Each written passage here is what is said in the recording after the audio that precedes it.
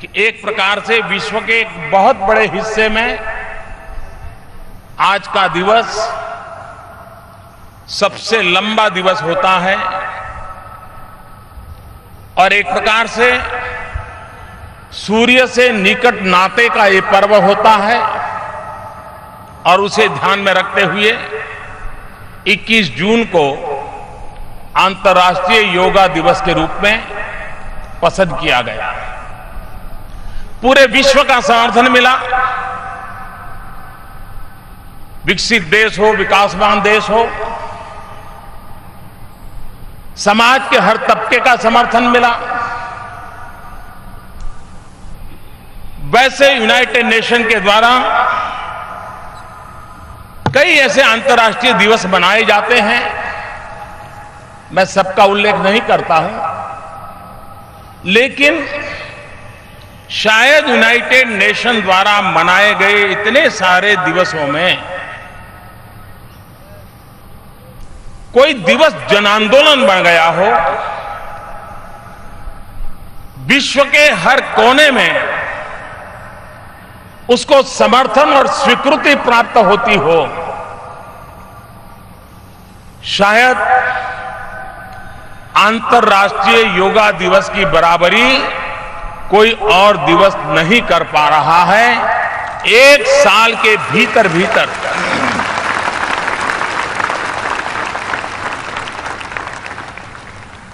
अंतर्राष्ट्रीय अनेक कार्यक्रम होते हैं। यूएन के द्वारा वर्ल्ड कैंसर डे होता है, वर्ल्ड हेल्थ डे होता है, वर्ल्ड मेंटल हेल्थ डे होता है, वर्ल्ड एज डे होता है,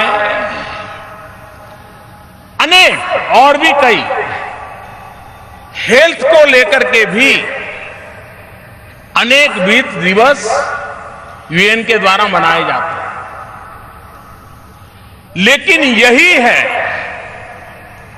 जिसका सीधा संबंध हेल्थ के तो साथ है, शारीरिक, मानसिक, सामाजिक तंदुरुस्ती के साथ संबंध है, वो योग आज इतने बड़े पैमाने पर जन सामान्य का आंदोलन बना है। और मैं समझता हूं कि ये हमारे पूर्वजों ने हमें जो विरासत दी है, इस विरासत की ताकत क्या है, इस विरासत की पहचान क्या है, इसका परिचय करवाते हैं। कभी कभी तो मैं कहता हूं योगासन एक प्रकार से जीवन अनुशासन का भी अधिष्ठान बन जाता है। कभी कभी लोग इसको समझने में उनकी क्षमता की कमी के कारण पूरी तरह समझ नहीं पाते। कभी कभी लोगों को लगता है योगा से क्या मिलेगा, ये पूरा विज्ञान लेने पाने के लिए है ही नहीं। योग क्या मिलेगा इसके लिए नहीं है। योग मैं क्या छोड़ पाऊंगा, मैं क्या दे पाऊंगा, मैं किन किन चीजों से मुक्त हो पाऊंगा, ये मुक्ति का मार्ग है, पाने का मार्ग नहीं है।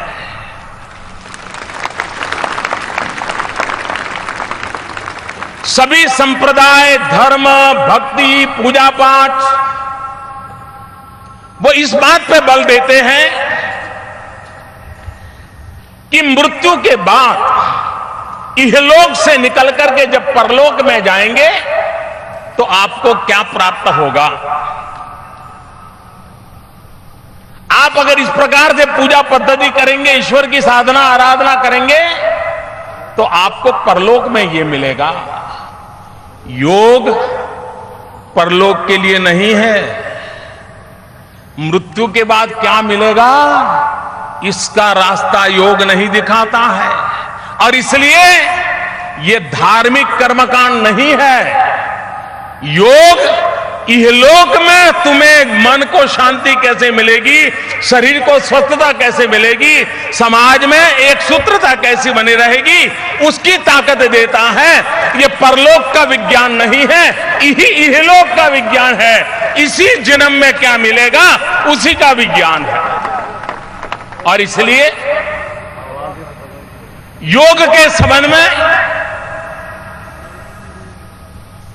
शरीर, मन, बुद्धि, आत्मा ये सिंक्रोनाइज वे में काम करें, इसकी एक ट्रेनिंग योग के द्वारा होती है। हम अपनी तरफ देखें तो हमने देखा होगा कि हम चले या न चले, हम स्फूर्तिले हो या आलसी हो, थके हुए हो या ऊर्जावान हो,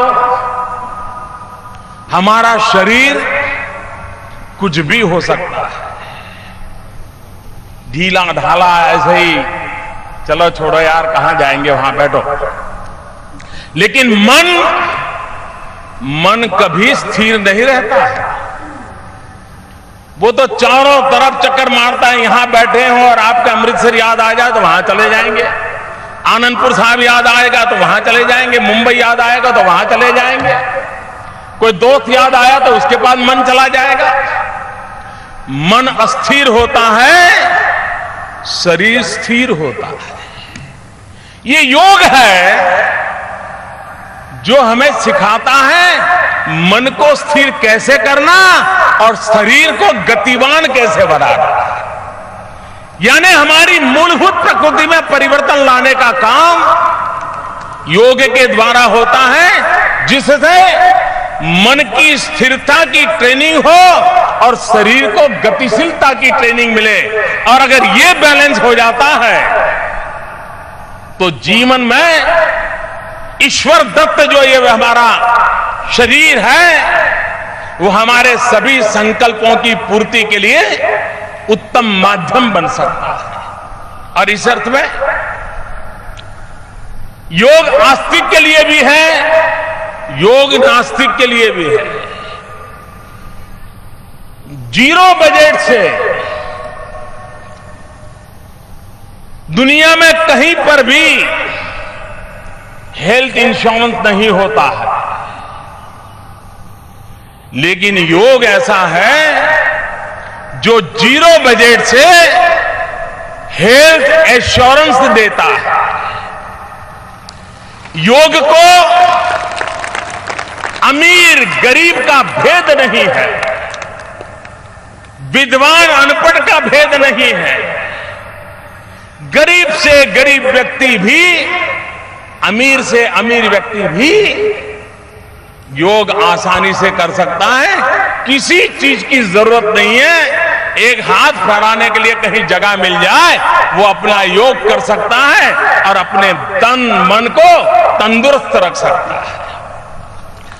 भारत जैसे गरीब देश, दुनिया के गरीब देश, डेवलपिंग कंट्रीज, उनका हेल्थ का बजट अगर प्रिवेंटिव हेल्थ केयर पर भर दिया जाए तो काफी बचाया भी जा सकता है और सही काम में उपयोग भी लाया जा सकता है। और इसलिए प्रिवेंटिव हेल्थ केयर के जितने उपाय हैं उसमें योग एक सरल, सस्ता और हर किसी को उपलब्ध ऐसा मार्ग है। और इसलिए योग को जीवन से जोड़ना जरूरी है। बहुत लोग होंगे अगर आज जल्दी उठ गए होंगे तो हो सकता है टीवी पर देखते हो या दिन भर में उनको टीवी पर यह कार्यक्रम देखने का अवसर मिले। मैं विश्व भर के लोगों से प्रार्थना करता हूं, आप खुद के लिए, खुद से जुड़ने के लिए, खुद को जानने के लिए, खुद की क्षमता को बढ़ाने के लिए मैं आपसे आग्रह कर रहा हूं, इंतजार मत कीजिए। इस जीवन में योग को जीवन का हिस्सा बना दीजिए। जिस प्रकार से आज मोबाइल फोन आपके जीवन का हिस्सा बन गया है, उतनी ही सहजता से आप योग को अपने जीवन का हिस्सा बना सकते हैं। कोई कठिन काम नहीं है, उसको सरलता की ओर ले जाने की जरूरत है। कभी कभी हम लोग योग के संबंध में जब चर्चा करते हैं तब ब्राजील में एक धर्ममित्र योगी हो गए, उनका दावा था कि योग के 1008 आसन होते हैं, 1008, और उन्होंने प्रयत्न करके 908 आसनों की तो फोटोग्राफी की थी, उस क्रियाओं की। ब्राजील में जन्मे थे, योग को समर्पित थे। दुनिया के हर भूभाग में आज योग प्रतिष्ठा का विषय बना हुआ है, और जब योग का आकर्षण हो, योग की प्रतिष्ठा हो, तब जिस महापुरुषों ने, ऋषियों ने, मुनियों ने हमें ये विज्ञान दिया है, हमारी जिम्मेवारी बनती है इसको सही स्वरूप में हम विश्व तक पहुंचाएं, हम अपनी कैपेसिटी बिल्डिंग करें, भारत से उत्तम योग टीचर तैयार हो। अभी भारत सरकार ने गुणवत्ता के लिए जो काउंसिल होती है, क्वालिटी काउंसिल, उसने योग की ट्रेनिंग कैसे हो, योग के ट्रेनर कैसे हो, उसकी कुछ नॉर्म्स तय करने की दिशा में काम किया है। भारत सरकार ने WHO के साथ मिलकर के पूरे विश्व में योग के प्रोटोकॉल क्या हो, वैज्ञानिक तरीके क्या हो, उस पर काम प्रारंभ किया है। देश भर में योग को प्रोत्साहन देने के लिए व्यवस्था कैसे हो, विश्व में योग का सही रूप कैसे पहुंचे, और उसकी जो शुद्धता है उसको बरकरार रखने की दिशा में क्या काम हो, उस पर काम हो रहा है। नए नए संशोधनों की भी आवश्यकता है। आपने देखा होगा आजकल बड़े बड़े शहरों में जो गायनेकोलॉजिस्ट डॉक्टर होते हैं, वो प्रेग्नेंट वीमेन को प्रेगनेंसी के दरमियान योगा के लिए आग्रह करते हैं, योगा ट्रेनर के पास भेजते हैं, ताकि प्रसूति काल में उसको सबसे ज्यादा मददरूप होता है योगिक क्रियाएं। कहने का तात्पर्य यह है कि जैसे जैसे समय बीतता है, जैसी आवश्यकता होती है, संशोधन करते हुए उसमें बदलाव लाने के लिए यह आवश्यक होता है। हम बहुत व्यस्त हो गए हैं, खुद के साथ अपने को न जोड़ पाते हैं, न हम खुद के साथ जी पाते हैं। हम अपने आप से कट ऑफ हो चुके हैं। योग और किसी से जोड़े या न जोड़े, अपने आप से जोड़े हैं। और इसलिए योग हमारे लिए शारीरिक, आध्यात्मिक और सामाजिक चेतना का केंद्र बिंदु बन गया। शारीरिक स्वस्थता देता है, आध्यात्मिक अनुभूति के लिए मार्ग बना सकता है, और समाज के साथ संतुलित व्यवहार करने की हमें शिक्षा देता है। और इसलिए मैं चाहूंगा कि इस योग को विवादों में डाले बिना जन सामान्य की भलाई के लिए और इहलोक की सेवा के लिए, परलोक की सेवा के लिए नहीं, परलोक के लिए संप्रदाय है, धर्म है, परंपरा है, गुरु महाराज है, बहुत कुछ है। योग इहलोक के लिए क्षमता बढ़ाने के लिए है, और इसलिए हम अपने आप को योग से जोड़े। सब लोग अपने आप को योग को समर्पित नहीं कर सकते, लेकिन खुद को जुड़ने के लिए योग से जुड़ना एक उत्तम मार्ग है। मुझे विश्वास है कि हम इस दिशा में आगे बढ़ेंगे। आज योग विश्व में एक बहुत बड़ा आर्थिक कारोबार भी बनता जा रहा है।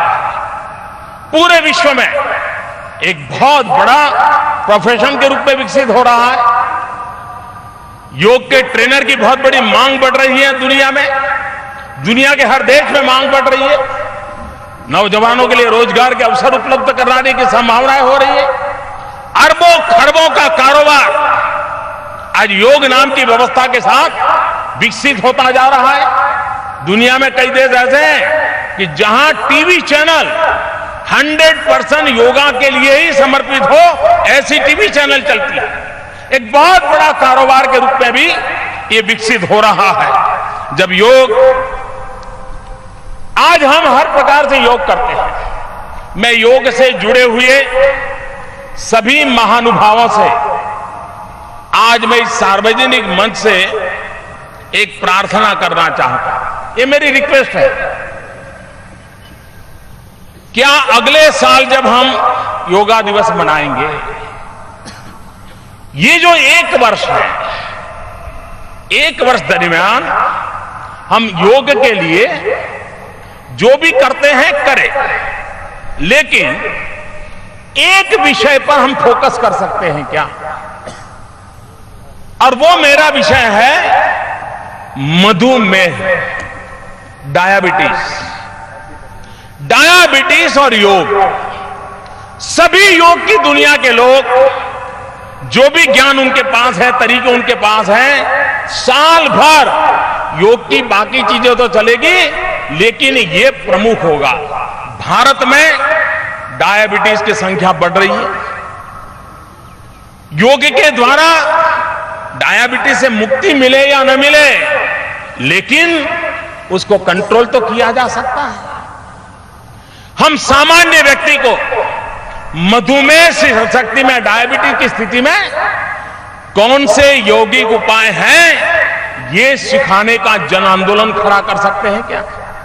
देश में डायबिटीज के कारण होने वाली परेशानियों से हम कुछ परसेंटेज लोगों को भी मुक्ति दिलाएंगे, तो योग इस वर्ष के अचीवमेंट में अगले साल कोई और बीमारी लेंगे।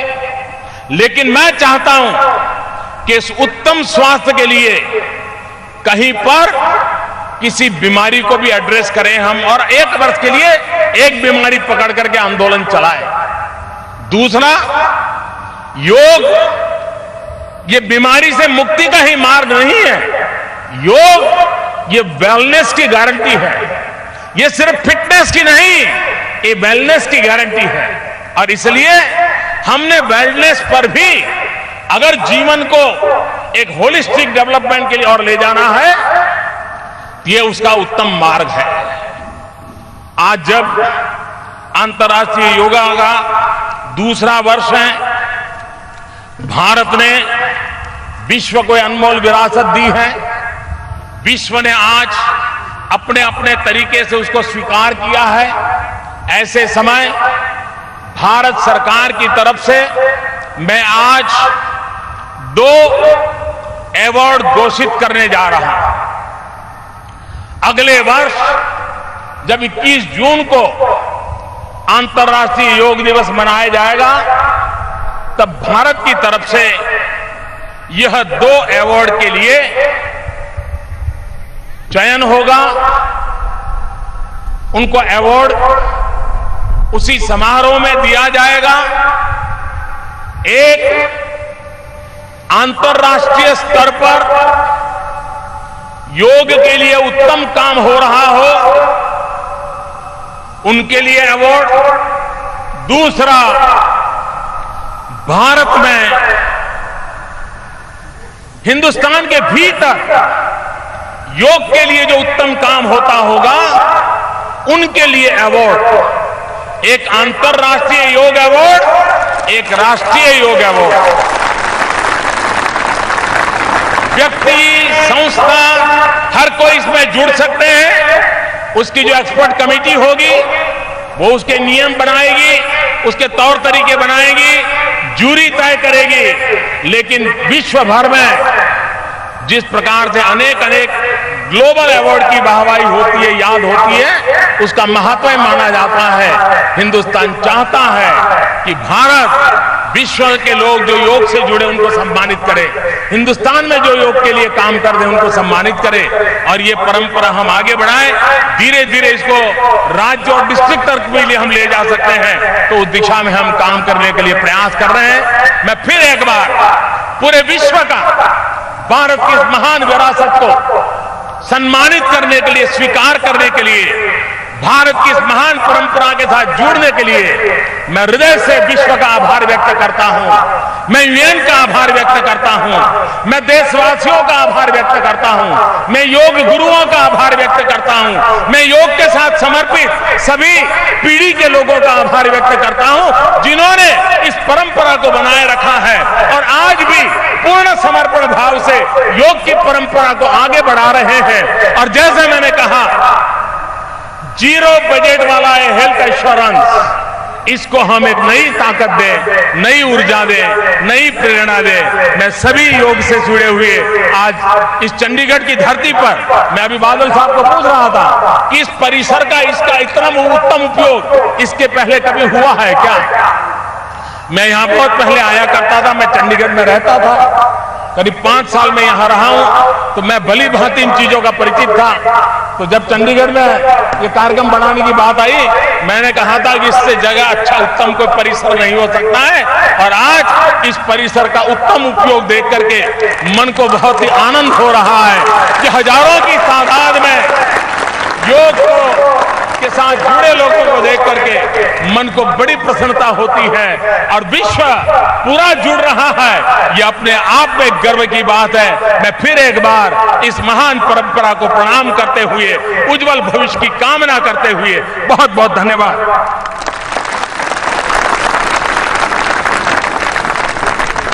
बहुत बहुत धन्यवाद माननीय प्रधानमंत्री जी।